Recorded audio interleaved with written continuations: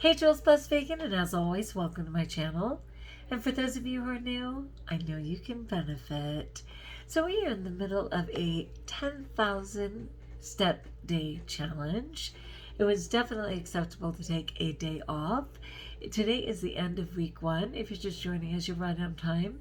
Do not panic. You can still do this. It is a lifetime of good choices. So today is day 7. Again, if you took a day off, 60,000 would have been appropriate.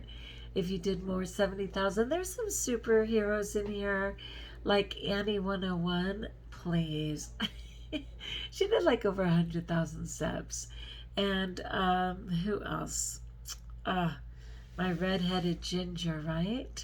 She did like an incredible number.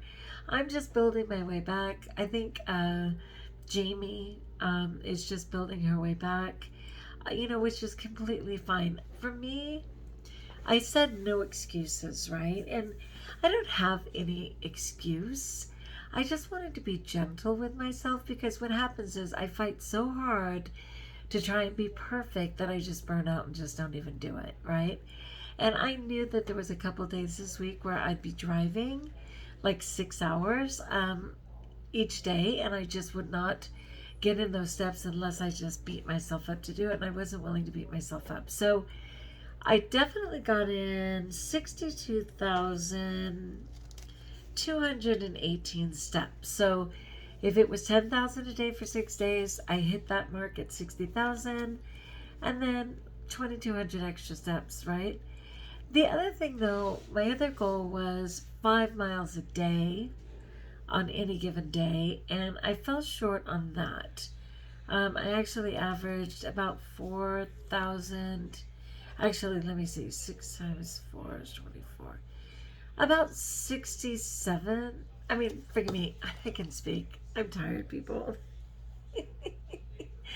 4,000. 4,000. I'm not even going to guess. Hold on.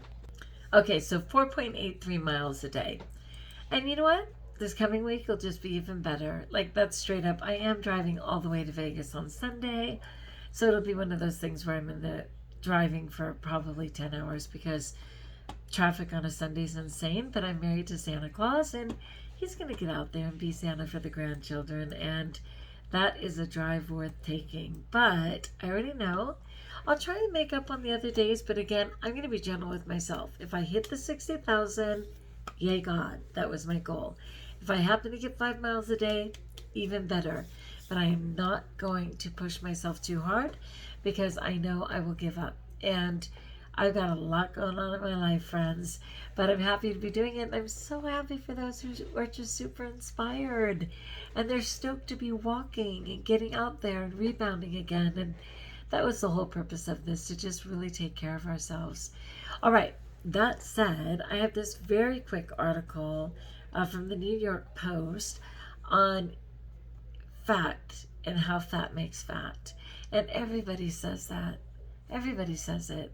Unless they're into keto and stuff like that, and they don't want you to know that you're absolutely clogging your arteries. And even though you look great, you're going to die sooner. And you'll never be thinner than in the grave, right? You heard it here at Jules Plus Vegan. Anyway, this is very brief. It says eating fat is the only thing making you fat. And this was a study. And we're not talking about healthy plant-based fats in moderation, which on the 80-10-10 plan is somewhere less than 200 calories, right? Because 200 calories is 10% of 2,000, which is like standard for most adults. If you're only doing 1,800, it's 180. If you're doing 1,600, it's 160. And it goes down. I don't really think anyone should exceed 200 calories in fat, even if they eat more in a day. Because not only does fat make fat, but of course we know even healthy fats can end up starting to cause detrimental effects on the body, like clogging arteries over time. And that is an argument for another day. But in moderation, right? Okay, so it says eating fatty foods is the only cause of weight gain, not carbs, according to a study. And of course, that's just straight up. Carbs are not going to get you. Despite confusing and conflicting information in the past, scientists have been able to prove Those extra inches have nothing to do with carbs or protein. In a huge experiment, God bless the mice, of course, mice were fed varying diets over 3 months, which is the equivalent of 9 human years. They only piled on the pounds during the course of the fatty diets. This is because the fatty food stimulated the reward centers in their brains. Scientists from the University of Aberdeen and the Chinese Academy of Sciences undertook the largest study of its kind. Since food consists of fat, protein, and carbs, all food has some fat, some protein, some carbs, okay? Fruit, vegetables, everything. It has proven difficult to pinpoint exactly what aspect of the typical diet leads to weight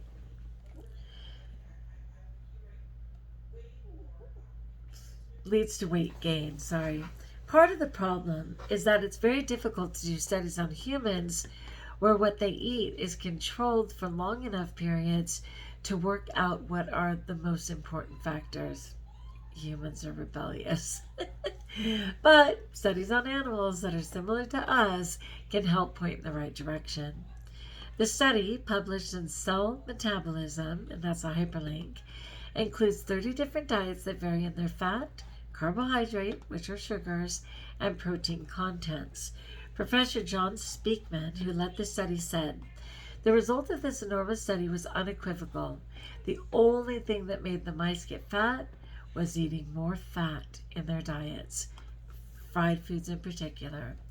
Carbohydrates, including up to 30% of calories coming from sugar, had no effect. Combining sugar with fat had no more impact than fat alone."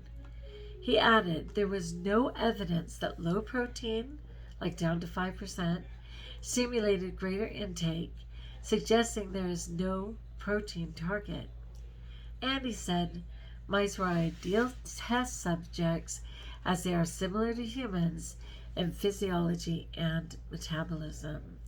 And again, God bless the mice, but super interesting, and I know it's true. And I'll tell you why in just a moment. Let me see what this hyperlink was. Dietary fat, but not protein or carbohydrate, regulates energy intake and causes adiposity in mice. Yeah, so this whole thing's about mice.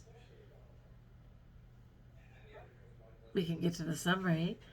The impacts of different micronutrients on body weight regulation remain unresolved, with different studies suggesting increased dietary fat, increased carbohydrates, particularly sugars, or reduced protein may all stimulate overconsumption and drive obesity.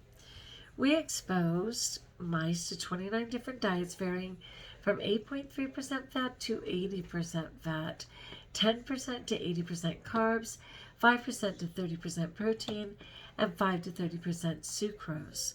Only increased dietary fat content was associated with elevated energy intake and adiposity. I'm saying that word wrong. Adiposity? This response was associated with increased gene expression and the FH2 receptors and the dopamine and opioid signaling pathways in the hypothalamus. We replicated the core findings in 4 other mouse strains. Mice regulate their food consumption primarily to meet an energy rather than a protein target, but this system can be overridden by hedonistic factors linked to fat, but not sucrose consumption. And of course they have so much more on here, but obesity is a global health issue, not news to anyone. And again, God bless the mice. I know even in the China study, they turned fat on and off to show how cancer increased and decreased accordingly. So the reason I said I'll get back to it, here's my story. This past year, and being honest, right, just trying to be rigorously honest, mostly with myself, I was too tired to fight because if you're not an addict, you may not understand the chronic insanity that goes on around food. I mean, the arguments, the fighting, the scary choices, the desire to restrict, the desire to binge, it's just insane.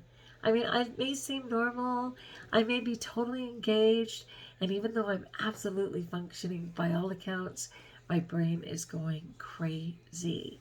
It's really hard. So I got tired of the fight, and I have some people, and a person in particular, who really loves it when I just stop talking about my food problems and just engage in the food.